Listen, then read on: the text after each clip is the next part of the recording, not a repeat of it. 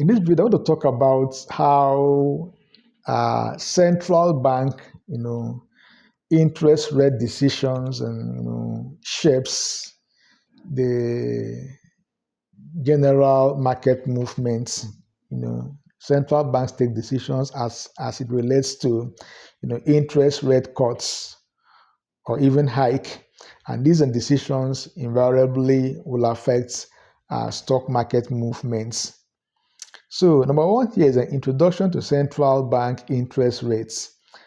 Introduction to central bank interest rate. So, central bank, interest rates actually relates to the cost of borrowing for commercial banks. It relates to the cost of borrowing for commercial banks, and it explains how central bank, example, the Federal Reserve, the European, central bank, the Nigerian central bank, the CBN here, they use rate changes to control inflation and stimulate or cool down the economy as the case may be. So generally, what they do is that when they increase interest rates, it means that the commercial banks are borrowing from the central bank at an increased interest rate, which is passed on to consumers. And when there's a condition of high interest rate, it reduces borrowing. And in the case where there's reduced borrowing, that will affect consumer expenditure. It will affect consumer spending rates, which will equally have an impact on corporate profitability and earnings. So once there's impact on earnings, automatically that would affect stock prices. Definitely, because nothing drives stock prices like earnings. And so a decline in earnings will definitely bring about a decline in stock prices over time. Number two is the types of rate decisions. Types of rate decisions, central banks, usually make. There's what is called the rate hike or increase in rates. This is intended to curb inflation by decreasing borrowing costs. Generally, whenever there's a rate hike, it is done to do what? To curtail borrowing, to reduce borrowing, all right, because of the increase in borrowing costs. And when there's a decrease in borrowing, people will no longer spend as expected, and that would curtail, wage inflation. There's rate cuts. Rate cuts here is aimed at stimulating economic growth by making borrowing cheaper. The cheaper the rate of borrowing, the more people borrow, and the more people borrow, the more they spend, and the more they spend, companies in the stock markets, would have improved profitability and increased earning, and improved profitability and increased earning will then bring about, increase in stock prices. Not only that, there's what is called the holding rate steady. The central bank may decide to hold rate steady. They may try to maintain the prevailing, interest rate. It indicates a balanced economic outlook. In other words, the central bank is not doing anything. The economy is doing very well. There's this particular balanced outlook in the economy. Number three is impact on stock markets. Impact on stock market. I think I earlier explained that of rate hike.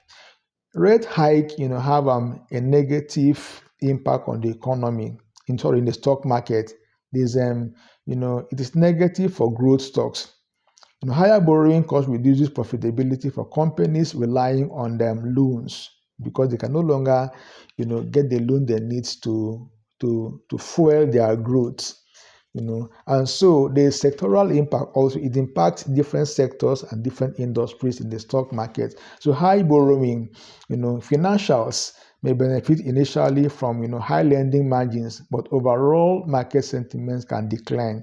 The banks will then benefit because they are lending out at a higher margin, but this particular factor that favors the banking industry can have a negative impact in the overall, in overall market performance.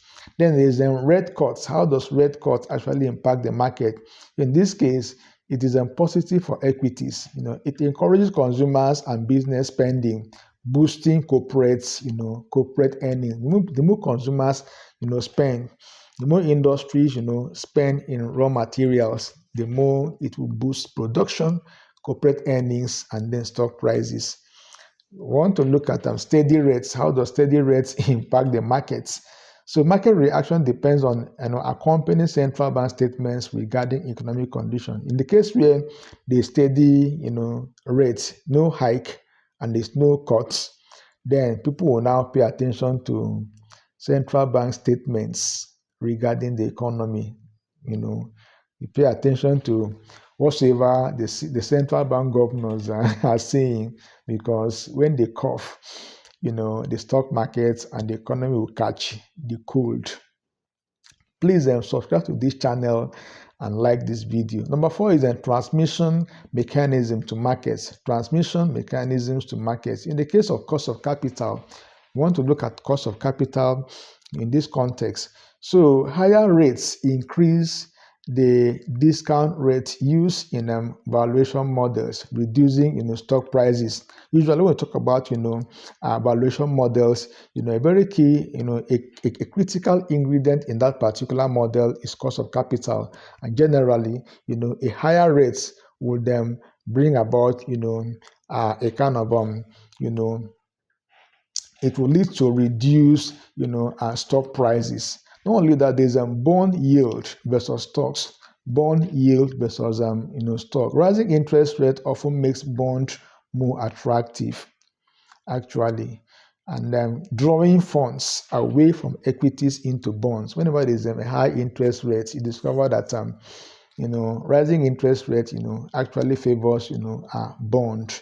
It makes bonds more attractive, and so this particular attraction will draw investors from the equity markets into bonds. There is a consumer and business confidence. Consumer and business confidence. Interest rate influences spending and investment decisions, affecting general market sentiments. And so whenever there's a decrease in the interest rate, discover that consumers will have the audacity to borrow, and that will lead to increased expenditure, lead to increased spending and consumer confidence. Number 5 is historical case studies. Let's look at what happened in the past as regards to what we are trying to point out in this particular video. A typical example is market reaction to the Federal Reserve rate hike of 2022 and their impact on on technology stocks. Not only that, the rate cuts of 2008 financial crisis, and then we saw the subsequent recovery, after the crisis. After the crisis, there was that rate cuts, and that rate cut leads to a prolonged recovery, a prolonged bull market, because of that singular act of the central bank, implementing a rate cuts, during the global financial crisis. Number 6 is how investors can respond. How can investors respond? In that case, during rate hikes, you focus on value stocks. Focus on value stocks. Focus on defensive sectors like utilities, like healthcare, and also invest more in dividend buying, in dividend paying stocks. Focus on defense, defensive sectors, focus on blue chips, and focus on value stocks as well as dividend paying stocks. And not only that, during rate cuts, you explore growth oriented and cyclical sectors like technology and consumer discretionary. So in an avenue, in a condition, in an atmosphere of interest rate cuts, so you focus on growth oriented and cyclical sectors like healthcare and like technology sector, as well as consumer discretionary. And so this condition will determine the area you're going to focus on. Whenever there's interest rate hike, focus on utility and healthcare sector. Whenever there's interest rate cuts, you focus on technology and consumer discretionary. Number 7 is in conclusion here. The role of central bank, in interest rates, hike or cuts will them, determine market dynamics. So the central bank not only control the economy, but they only control what happens in the stock markets. And so we should monitor, rate trends and and central bank statements to know precisely how to go about our investment decisions.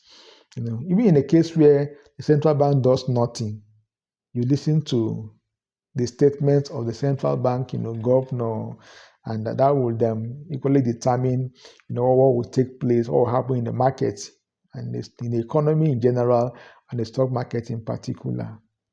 So these are things you must take into consideration. The central bank is very, very powerful. It affects how investors behave, investor sentiment, and even how the markets moves generally.